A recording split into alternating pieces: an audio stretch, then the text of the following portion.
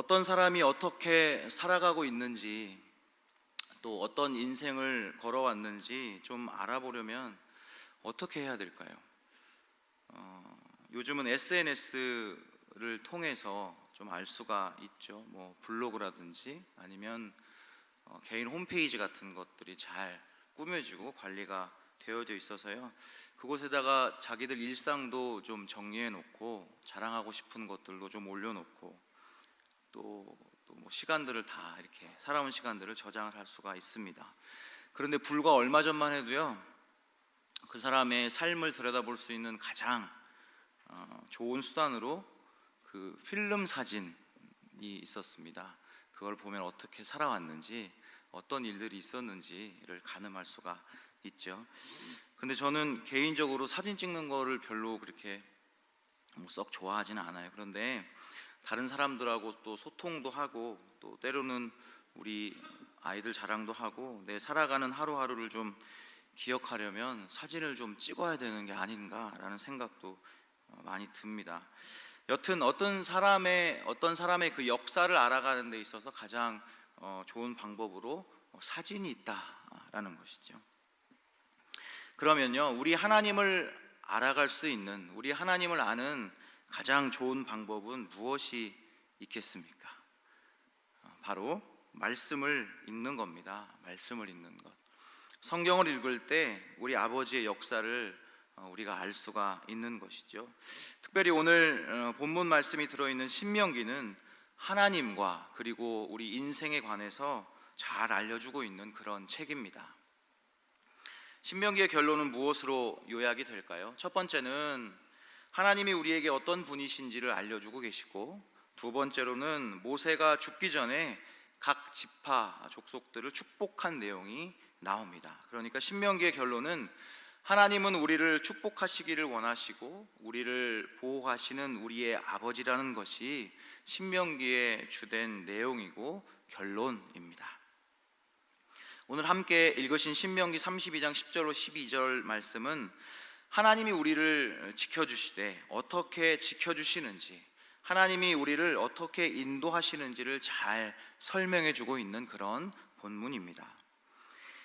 하나님이 우리를 지켜주신다는 것을 오늘 본문보다도 더 아름답고 멋지게 표현한 말은 저는 잘 못 찾아보는 것 같습니다. 독수리가 광활한 하늘을 날면서 자기의 새끼를 자기의 날개 위에 얹고 나는 그런 모습을 한번 상상을 해보면 참 그 장면이 멋지지 않으십니까? 아빠 독수리의 날개 위에서 온 세상을 바라보면서 그 아기 독수리의 표정에는 이 세상을 다 가진 것 같은 그런 기쁨이 있을 것 같지 않으십니까? 참 꿈 같은 장면이죠. 이런 모습은 우리가 살고 있는 세상에서는 참 보기 힘든 그런 모습입니다. 그래서 나와는 거리가 좀 먼 그런 표현이 아닐까라는 생각도 들기도 합니다. 하나님의 인도와 보호는 말로 할 수 없을 정도로 그렇게 정말 멋진 겁니다. 그뿐만이 아니라 멀리 있는 것이 아니라 우리들에게 실제적이라는 것을 우리는 알 수 있습니다. 한 가지 예를 좀 들어볼까 합니다. 우리가 가지고 있는 이를 예를 들어보면 윗니가 나서 자라는 시간, 그리고 아랫니가 나서 자라는 시간이 서로 다릅니다. 제가 아이가 1번, 2번, 3번 셋이잖아요. 다들 이가 난 지가 얼마 안 되고, 그래서 아직까지는 이가 어떻게들 나고 이가 어떻게들 자라는지 기억이 좀 납니다. 동시에 다 쭉 자라는 게 아니고요, 각기 다른 시간에 자라나죠. 어떨 때는 아랫니가 자라나기도 하고 어떨 때는 윗니가 자라나기도 하고 교대로 자라납니다. 그런데 신기하게도요, 그 이들이 자기 자리에 잘 자라나 주어서 어떤 작은 음식도 쉽게 빠져나가지 못하게, 그래서 잘 씹어서 넘길 수 있게 그렇게 잘 자라준다는 겁니다. 아주 공교하게 제작이 되는 것이죠. 어떻게 이가 서로 다른 시간에 자라나서 그렇게 그만큼 정교해 줄 수 있는지, 하나님의 그 놀라운 인도에 대해서는 아직 어떤 과학자도 증명해내지 못하는 그런 아주 신비로운 일입니다. 혹시 이게 별거 아닌 것처럼 느끼실 수도 있죠. 우리 집 애들도 다 나는 이빨 뭐가 그렇게 신기하다고 그렇게 말씀하실 수도 있지만, 그럼 하나 더 제가 말씀드릴게요. 저희가 감사하게도 지금 사택에 살고 있잖아요. 그래서 2층에서 살다가 아이가 둘이 되고 셋이 되고, 그리고 마침 6층이 비게 되어서 6층으로 이제 이사를 해서 살고 있는데, 이사를 준비할 때였어요. 그래서 아이들과, 지금도 다 같이 아이들이 뭐 이렇게 크지 않았으니까 많이 어리니까 5명이서 한 방에서 잡니다. 그 많은 방들을 놔두고 한 방에서 자는데, 어떻게 하면 공간을 좀 잘 활용할 수 있을까? 어떻게 하면 저와 애기 엄마가 다리를 좀 쭉 펴고 잘 수 있을까? 그렇게 아이 엄마와 고민을 좀 했어요. 그리고 이제 공간 활용에 탁월하다는 2층 침대를 구입하기로 결정을 했습니다. 그래서 위층에는 1번 재우고 아래층에는 2번 재우면 편하게 나머지 세 사람이 잘 수 있겠다, 그런 계산을 하고 광명에 있는, 여러분이 잘 알고 있는 큰 매장에 가서 이제 가격이 적당한 것을 고르고, 근데 조립된 완제품을 사려고 하다 보니까 가격이 비싸더라고요. 그래서 반제품, 재료만 사가지고 가서 조립할 수 있는 거를 보니까 가격이 많이 저렴해져요. 그래서 제가 결심했어요. 제가 손재주는 참 없는 사람인데 그게 뭐 얼마나 어렵겠나 싶고, 설명서도 마침 들어있고 자신만만했죠. 그리고 우리 애들을 위해서 해주는 건데 한번 해보자 그렇게 생각하고 재료만 사가지고 왔어요. 그리고 제 평생 공구라는 것도 처음 사가지고 집에 가져왔습니다. 그리고 이사 전날 이제 2층 침대를 만들려고 이사갈 6층에다가 재료들을 싹 올려놨어요. 이제 마음속으로는 한 3시간이면 끝날 거야 라고 생각하고 시작했죠. 그 재료 설명서에도 3시간에서 4시간이면 조립이 가능하다라고 이렇게 나와 있었어요. 그래서 호기롭게 시작했어요. 여러분, 제가 3시간, 4시간 안에 끝냈을까요? 안 그랬어요. 이사가 이틀 미뤄졌어요. 저 때문에. 그 퇴근해서 틈만 나면 6층 올라가서 조립하고, 또 잘못 조립해서 풀고, 얼마나 그걸 많이 하고 공구를 가지고 많이 했으면 저희 2번 민기가 만 2살 딱 지날 때였을 텐데 그 공구를 가지고 공구 소리를 흉내를 내면서 놀더라고요. 이렇게.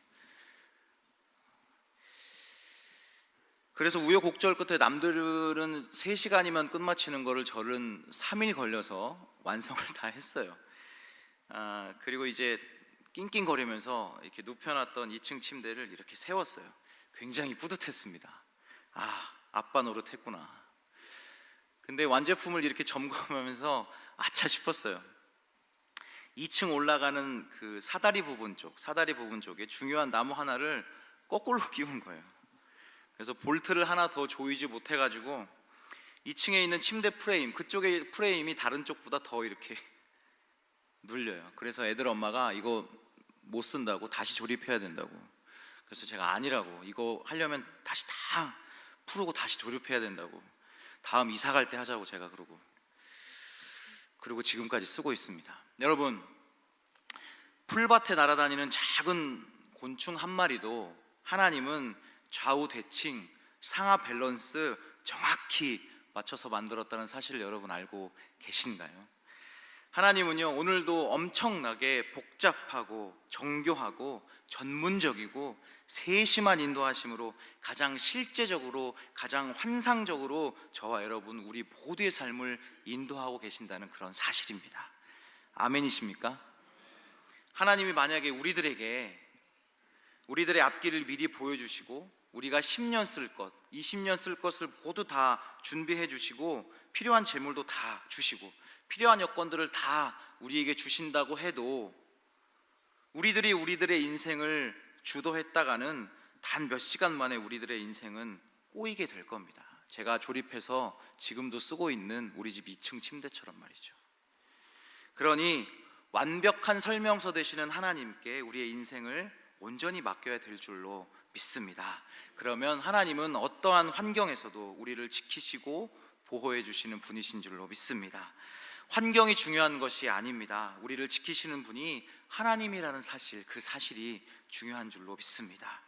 오늘 같이 읽으신 본문 말씀에서 하나님이 이스라엘 백성을 어디서 만나줬다고 말씀하고 계십니까? 신명기 32장 10절 말씀 우리 스크린 보시고 같이 한번 읽어보실까요? 시작.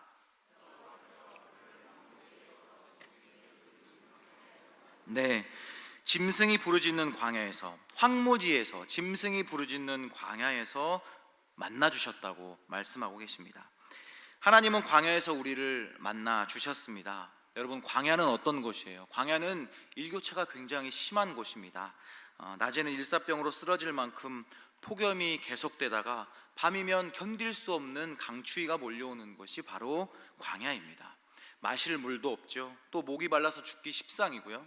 독사와 맹수들이 들끓기 때문에 언제 공격을 받을지 모르는 그런 위험한 곳이 바로 광야라는 곳입니다. 멕시코에서 미국으로 아메리칸 드림을 꿈꾸는 사람 중에 미국 국경에 있는 감시단의 감시를 피해서 텍사스 광야를 건너오는 사람들이 많이 있다고 그래요. 그들이 건너오다가 때로는 붙잡히기도 하고 때로는 그 광야길에서 죽는 경우가 종종 있다고 합니다. 그런데 그들이 광야길에서 죽는 이유 중에 1순위가 뭐냐면 물을 마시지 못해서 죽는다고 그래요. 조금만 더 가면 수도꼭지에서 물이 콸콸 나오는 그런 아름다운 도시가 있는데도 불구하고 그 광야에서 마실 물이 없어서 죽는다는 것이죠. 참 큰 비극입니다. 그만큼 광야는 사람이 살 수도 없고 죽을 수밖에 없는 곳이 바로 광야라는 것입니다. 그런데 하나님은 그 광야에서, 죽을 수밖에 없었던 그 광야에서 이스라엘 백성을 만나 주셨다라는 사실입니다. 오늘 말씀에서 광야를 뭐라고 하냐면 황무지, 짐승이 부르짖는 광야라고 그렇게 표현해 주고 있습니다. 그런데 여러분, 구약 성경에 보면 애굽에서 출애굽했던 그 출애굽 1세대들이 다 광야에서 죽었다는 사실을 우리는 다 알고 계시죠. 그런데 그 죽은 이유가 무엇인지 다 알고 계십니까? 멕시코 사람들이 미국에 건너오면서 아메리칸 드림을 꿈꾸는 그들처럼 광야에서 목말라 죽은 것이 아니라, 그들이 죽은 이유는 하나님을 배반해서 죽었고 불순종한 죄 때문에 죽었던 것이지 황무지와 짐승이 울거리는 그 광야 때문이 아니었다라는 사실입니다. 그러니까 하나님이 우리를 보호하고 계시다는 겁니다. 그 보호하심 때문에 이스라엘 백성들이 살 수 있었다라는 것이죠. 마찬가지입니다. 지금까지 우리가 살 수 있었던 것이 하나님의 은혜라는 것입니다. 지난 어느 해에도 그랬지만 특별히 올해 우리의 호흡을 연장시켜 주시고 이제까지 살아온 것을 뒤돌아보면 모든 것이 하나님의 은혜였다. 지금까지 지내온 것 주님의 크신 은혜라 라고 우리 샬롬 찬양대도 입으로 마음으로 고백을 하셨지 않습니까? 여러분, 환경이 그 사람의 삶의 태도를 결정하는 것, 그것이요 어느 정도는 맞습니다. 왜냐하면 옷이 날개라는 말도 있고 또 환경이, 또 자리가 사람을 만든다는 그런 말도 있잖아요. 그러나 그것이 절대적인 요건이 될 수가 없습니다. 환경이 너무나 좋은데 타락하거나 잘못되는 경우가 분명히 있고요, 환경이 열악한데도 바로 되고 잘 되는 경우도 분명히 있다라는 사실입니다. 제가 어렸을 때요, 사람이 돈을 많이 벌게 되면 타락한다고 굳게 믿고 있었습니다. 순수하던 때죠. 돈 쓰느라고 신앙생활을 잘 못한다고 생각했던 때가 있었어요. 어렸을 때요. 왜냐하면 돈을 많이 벌면 사람이 변한다고 생각했어요. 그런데 그게 꼭 그렇지만은 않더라고요. 물질이 많아도 다른 사람들에게 모범이 되면서 신앙생활 하시는 분들이 많다는 것을 자라나면서 알게 되었습니다. 돈 잘 벌고 내가 잘 되었다고 하면 하나님을 외면하고 등져서 사는 사람이 있는가 반면에 감사하고 그 주신 은혜에 늘 감격하면서 신앙생활을 더 잘하시는 분들이 많다라는 것을 알게 된 것이죠. 중요한 것은요, 성공했든지 실패했든지 건강하든지 병이 들었든지 나의 환경에 의해서 하나님을 외면하면은 안 된다라는 그런 사실입니다.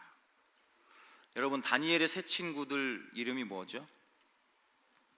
그 풀무불에 들어갔을 때 같이 들어간 세 친구들, 사드락, 메삭, 아벳느고. 그렇죠. 우리 손자들 이름도 가끔 헷갈리는데 누군가 그 다니엘의 세 친구들이 사자굴에 들어갔을 때 그 포악한 사자의 입을 봉해 주셨고, 평소보다 7배나 뜨거운 풀무불에 들어갔을 때도 지켜주신 것입니다. 누가요? 바로 하나님 아버지가. 우리 하나님 아버지, 우리 아버지 되시는 좋으신 하나님께서 그들을 지켜주신 것입니다. 우리가 힘들고 외롭고 때로는 병에 들고 눈물이 하염없이 흘러내릴 때 우리의 짐을 대신 지어주시는 분은, 우리의 힘든 것을 알아주시는 분은, 우리의 병을 고쳐주시는 분은, 우리의 흘러내리는 눈물을 닦아주시는 분은 바로 하나님 아버지이시라는 겁니다. 나를 당신의 어깨에 태우시고 나의 슬픔을 기쁨으로 변화시켜 주시는 분이 바로 하나님 아버지라는 것입니다. 내가 산을 향하여 눈을 들리라. 나의 도움이 어디서 올꼬? 나의 도움이 천지를 지으신 여호와에게서로다. 우리 시편 121편 1절로 2절 말씀을 같이 한번 읽어보실까요? 시작.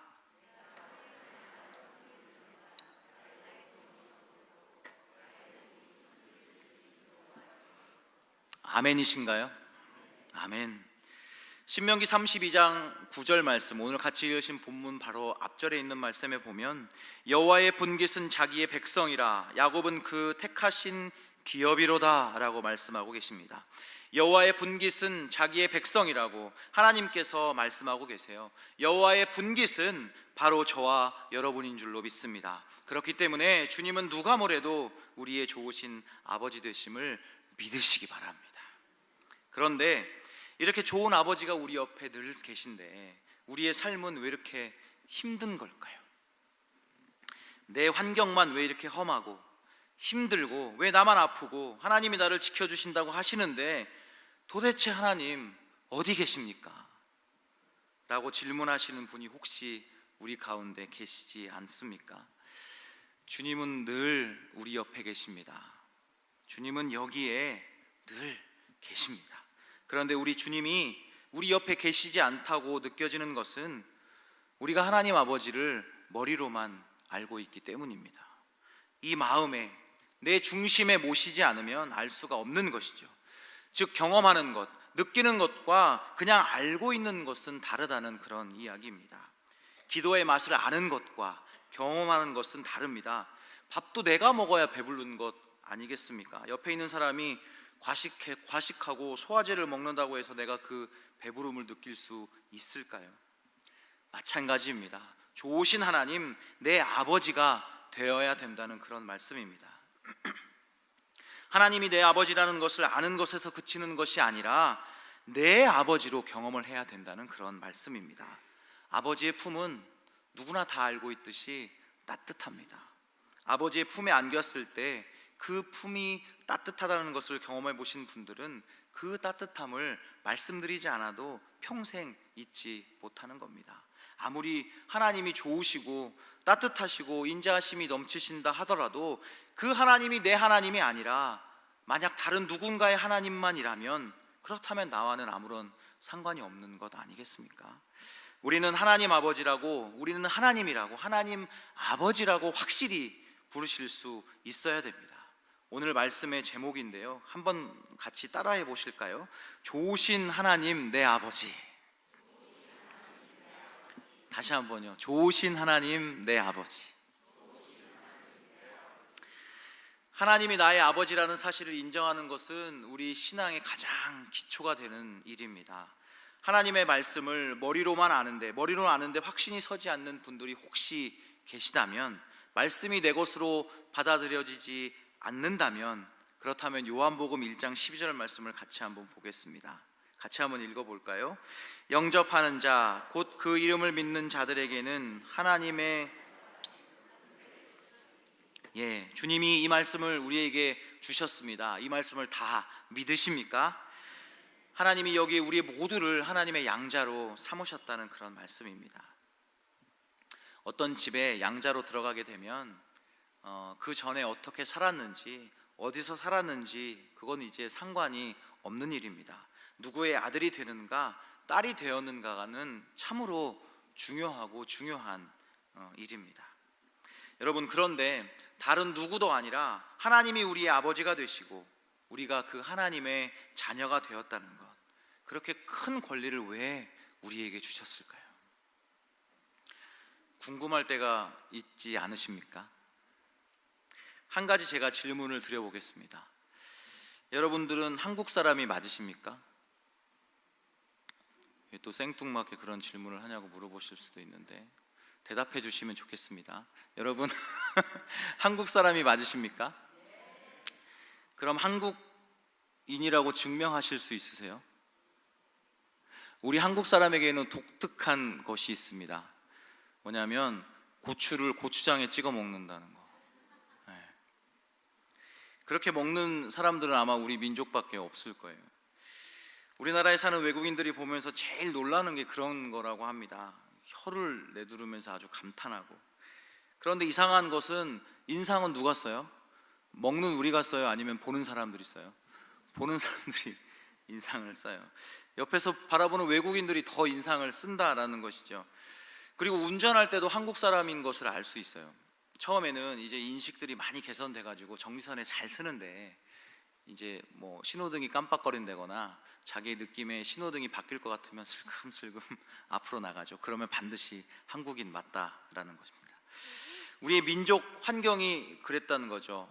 반도 국가이고 또 7, 80년대를 지나면서 빠른 경제 성장을 이루어 나가기 위해서 우리 어른들이 빨리빨리가 몸에 밴 그런 민족이기 때문에 그렇게 성격이 다들 급해졌다라는 겁니다. 이런 겁니다. 우리가 한국인임을 증명할 수 있는 것들이 이렇게 간단한 것들이 있죠. 우리가 하나님의 아들임을 증명하는 것이 성경이 증거하고 바로 하나님이 말씀하고 계신다는 겁니다. 우리는 이미 하나님의 양자입니다. 하나님은 우리의 아버지가 되신다는 것이죠. 증빙 서류를 확인하고 증거가 있고 누가 이야기를 해 주어서가 아니라 이미 우리는 하나님의 자녀인 것을 믿으시기 바랍니다. 그리고 그 은혜로 지금까지 우리가 살아왔음도 믿으시기 바랍니다. 우리가 가지고 있는 것들이 우리를 증명해 주는 것이 아니라 우리의 존재 자체가 우리를 증명해 주는 것입니다. 우리는 잘 모를 수 있어도 하나님은 모르실 수가 없는 것입니다. 거부할 수 없는 그 하나님의 속성이 우리를 사랑할 수밖에 없다라는 것이죠. 저희 집 1번, 2번, 3번이 있다고 그랬잖아요. 제가 자녀가 셋인데 이제 저희 3번이 이제 만 3살이고 조금 있으면 이제 4살이 돼요. 다른 아이들보다 1번, 2번보다 유독 그 친구가 울면 마음도 약해지고 마음도 미어지고 그렇습니다. 얼마 전에 우리가 특별 새벽 기도회를 아주 은혜 가운데 잘 마쳤잖아요. 그래서 새벽 예배 기간 동안에 조금 더 일찍 나와야 되니까 이제 피곤해서 이제 일찍 잠이 들고 애들이 울어도 이제 깨지 않으리라 그렇게 굳은 결심을 하고 자리에 누웠어요. 그런데 3번이 갑자기 막 우는 거예요. 잘 울지 않는 친구인데 울더라고요. 자다가 엄마가 자기 손에 이제 잡히지 않으면 그때 울기 시작하는데 저는 알고 있어요. 제가 가봤자 계속 울음을 그치지 않고 엄마가 옆에 가야 울음을 그친다는 것을 저는 알고 있었어요. 그래서 엄마가 가겠지라고 생각하고 억지로 계속 자는 척 이렇게 했는데 저도 모르게 마음이 막 미어지면서 어느 순간 저도 모르게 그 옆에 가 있는 거예요. 그러면서 토닥이면서 제가 속으로 내가 아빠가 맞긴 맞나 보구나 그런 생각이 들었습니다. 아버지는 자녀를 압니다. 자녀의 출생 서류가 내 자녀인 것을 증명하는 것이 아니라 자녀의 생년월일이 내 자녀인 것을 증명하는 것이 아니라 자녀는 자녀 자체가 그 증명이 되는 겁니다. 그런데 문제는 하나님은 내 아버지십니다. 하나님 감사합니다. 하나님 감사합니다. 아멘 하고 끝이 나면 좋을 텐데 사람들이 거기다가 이성적인 것을 개입하기 시작한다라는 것이죠. 상식을 내세워서 아니 어떻게 하나님이 내 아버지가 될 수 있는 거지? 라고 꼬치꼬치 깨묻기 시작합니다. 믿음은 이성이 아닙니다. 여러분, 이 상식으로 믿음이 이루어지는 것도 아닙니다. 경험으로 되어지는 것 아닙니다. 믿음은 그냥 믿음입니다. 믿음은 그냥 믿는 것입니다. 맹목적으로 그냥 믿음을 말하는 것이 아니라요, 성령님이 우리의 마음에 감동을 주실 때 그것을 받아들이는 것, 그것이 바로 믿음인 것입니다. 이성을 통해서는 절대 믿음에 도달할 수가 없습니다. 우리의 얄팍한 지성과 지식을 통해서는 그 크신 하나님을 도저히 알 수가 없다라는 것입니다. 다시 한번 예를 한번 들어보겠습니다. 아침에 일어나서 부인이 남편에게 말합니다. 당신 내 남편 맞아? 남편은 이상하게 공격당한 느낌이 들고 불안하고, 왜 이런 걸 물어보지? 불안하고 그렇습니다. 그러면 남편은 맞아 이렇게 대답하죠. 그러자 아내가 남편에게 다시 한번 이렇게 물어봅니다. 그럼 증명해봐요. 이러면 어떻겠습니까? 이게 참 농담이 아니라면 아내의 상태가 참 심각하고 뭔가 대책을 세워야 되고 약이라도 먹여야 되는 건가 이런 생각이 들기도 하고, 그런데 그 상황에서 더 그런 것은 결혼 증명서, 뭐 혼인 서약서 이런 것 같은 것을 보여줘서 그 아내가 내 아내라는 것을 알려주어야 되겠다라고 결심하는 남편이 있다라고 한다면 더 심각해지는 거죠. 이번에는 남편이 잘 자고 있는 아이들을 깨워서 아이들에게 물어봅니다. 얘들아, 너희들 내 자녀 맞지? 라고 묻는다면 어린애들이 응 아빠 이렇게 대답하겠죠. 그러면 또 묻습니다. 그러면 너희들이 내 자녀라는 사실을 증명해봐. 이 어린 아이들 같으면 이 아빠의 농담 같은 이야기에 평생에 지울 수 없는 상처로 남아있을 수도 있고, 아이들이 다 성장했는데 그것을 물었다면 아빠가 어디 아프신가? 약이라도 지어드려야 되나? 자기네들끼리 상의할 수도 있을 것 같아요. 아버지의 상태가 좀 심각하시구나. 여러분 혹시 여러분이 어머니의 뱃속에서 나온 것을 본 적이 있으신가요? 아무도 안 계시죠. 그런데 어머니는 우리를 낳아주신 것이 확실합니다. 그것을 의심하시는 분 혹시 있으신가요? 우리는 그냥 믿는 겁니다. 그런 증명이 없이도 그냥 믿는 겁니다. 이 문제 때문에 기도원 올라가서 우리 어머니가 내 어머니가 맞는지 금식하며 기도하시는 분이 있다라고 한다면 심각하다는 거죠. 제가 드린 말씀들이 무슨 말씀이에요? 믿음을 이성적으로 판단하지 말라는 그런 말씀을 제가 장황하게 예를 들어 말씀드렸습니다. 그냥 믿음은 그냥 믿는 겁니다. 아멘하고 그냥 믿는 겁니다. 믿으면 우리는 양자가 되는 은혜를 받을 수 있다라는 겁니다. 양자는 어떤 사람이냐면 아버지의 상속을 받을 수 있는 그런 사람입니다. 우리 로마서 4장 16절 말씀 같이 한번 읽어보시겠습니다. 시작.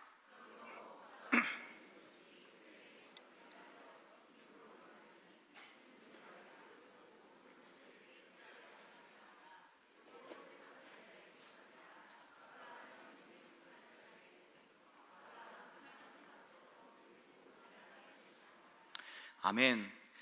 혹시 성도님들 중에 재산을 물려주실 때 어떤 분들에게 물려주십니까? 옆집 자녀는 착하고 공부도 잘하고 얼굴도 잘생기고 키도 크고 유머러스하고 부모님 말씀도 잘 듣고 아주 흠잡을 데 없는 좋은 아이입니다. 그런데 반면에 우리 아이는 키도 작고 비실거리고 밥도 잘 안 먹고 공부도 못하고 엄마 아빠 속만 썩이고 공부하고 담 쌓고 있고 이쁜 곳도 한 군데도 없는 그런 아이라면 옆집에 사는 모범생에게 자기 재산을 물려주시겠습니까? 아니면 아들에게 주시겠습니까? 목사님 약 먹어야 되겠네 이렇게 생각하신 분 계실지도 모르겠는데, 당연히 이쁜 곳 하나도 없어도 비실거려도 우리 아들에게 주는 것이 당연하지 않겠습니까? 우리 하나님 아버지는 우리가 비실거려도, 우리가 하나님께 죄를 지어도, 미운 짓 해도, 말 안 듣고 싸움박질 해도 이쁜 곳도 한 군데도 없는데 주십니다. 때려서라도 주십니다. 왜냐하면 우리는 하나님의 자녀이기 때문입니다. 자녀가 멸망의 길로 걸어가면 부모님의 눈에서는 피눈물이 납니다. 어떻게 자녀가 죽음의 길로 걸어가는데 그것을 바라볼 수만 있겠습니까? 내 자녀가 수렁에 빠진 것 같으면 누구의 도움을 받아서라도 그 자녀를 구출하려고 사정하고 애원하지 않겠습니까? 그것이 부모이고 그것이 바로 우리 하나님의 마음이시라는 겁니다. 하나님은 우리가 잘못된 길로 걸어갔을 때 마음이 좋아서 웃고 계시는 그런 분이 아니십니다. 미어지는 가슴을 붙잡으시고 어느 순간 본인도 모르게 우리에게 찾아오셔서 우리를 바른 길로 인도하시는 분이 바로 우리 좋으신 하나님, 내 아버지이시라는 사실입니다. 우리 입으로 같이 한번 고백했으면 좋겠습니다. 하나님은 우리의 아버지이시고 나는 하나님의 자녀이다. 내 기도는 아버지가 분명히 들어주십니다. 내 앞길은 아버지가 분명히 책임져 주십니다. 내 장래는 아버지의 손에 분명히 있습니다. 우리는 이 믿음만 가지고 가면 됩니다. 이 믿음에 확신이 있으시기를 주님의 이름으로 축원합니다. 하나님이 좋으신 하나님 우리 아버지라는 이 믿음이 절대로 흔들려서는 안 됩니다. 어떤 누구도 하나님이 우리 아버지라는 것에 토를 달지 못하게 하시기 바랍니다. 누군가 다가와서 한번 증명해봐 라고 이야기한다면 여러분들 담대하게 이렇게 이야기하시기 바랍니다. 하나님은 나의 아버지시다. 내가 그 존재 증거이다. 예수 그리스도의 십자가가 그 증거다라고 말입니다. 아주 담대하게 묻는 사람에게 말씀하시기 바랍니다. 말씀을 맺겠습니다. 하나님은 우리를 어떻게 지켜주고 계신다고요? 오늘 말씀 신명기 32장 10절을 다시 한번 읽어보실까요? 시작.